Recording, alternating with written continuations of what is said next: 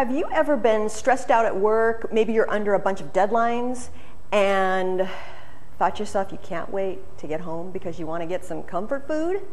Have you ever had an argument with your boyfriend, spouse, kids, a friend, and after that argument gone and headed straight for the comfort food? In today's episode, I'm talking comfort food. I'm Blaquera, weight loss coach for women, speaker, and life coach specializing in law of attraction. I help women stop waiting and start living now so they can create not only the body they want, but a life they love. Visit bodybreakthroughformula.com for more.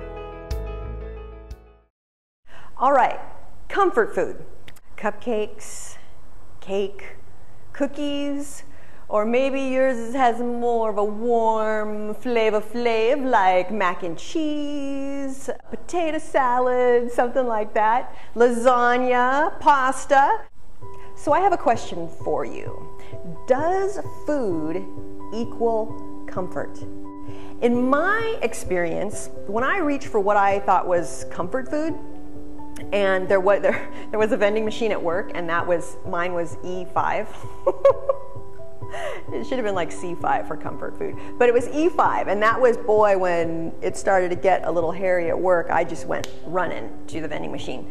And the reason why I think it's comfort food, we think of it as comfort food, is because we think we're going to feel better once we eat the food. And you know, once you get that sugar hit and that food starts running through your body, it does tend to distract us from the original thing that triggered us. But what tends to happen, if you're like me and you love maybe Reese's peanut butter cups, and you go buy the industrial size bag of Reese's peanut butter cups and you eat the whole bag, or you eat a huge portion of it and you have a little pile of tin foil.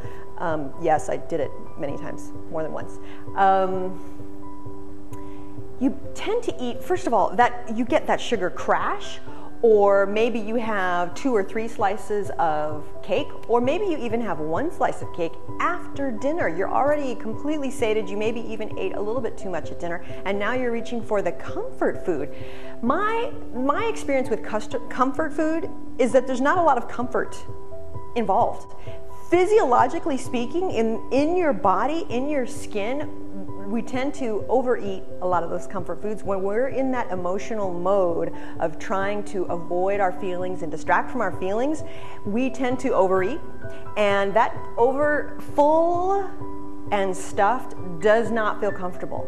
The truth is that it doesn't feel comfortable. It's very uncomfortable. So there's that. I know there was a situation at work a little bit over a year ago, and I was feeling like my boss didn't think I knew what I was doing. So I was believing that to a degree, so I was feeling a little bit inadequate. And there's just no like adequacy candy bars. You know, there's no adequacy candy bars you can eat that are to make you feel adequate. That's something that food can't do. Food cannot comfort you. And if you think about like that small duration with that sugar crash, with that sugar high, it's very small. It's like it's in minutes. It's minutes. And then after that is all of the regret, and I wish I hadn't eaten that, and oh, now like I was frustrated before, and now I'm throwing on some, I'm peeved at myself for eating that candy bar that I know I shouldn't have eaten, or I didn't want to eat. And that's not comfortable either. Throwing on that heaping serving of self-loathing is not that comfortable. I think the comfort that we're after is an emotional comfort. It's relief from feeling bad, feeling frustrated, futile, hopeless, inadequate, helpless.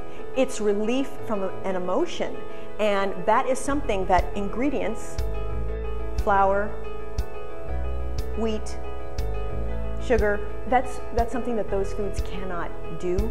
And in fact, when we eat them and we feel bad about ourselves even more for having eaten them, we cause ourselves more discomfort. So, food is not comfort. Next time you're reaching for some comfort food, give that some thought. Thank you for watching this episode of CJ TV. Visit bodybreakthroughformula.com for more weight loss inspiration.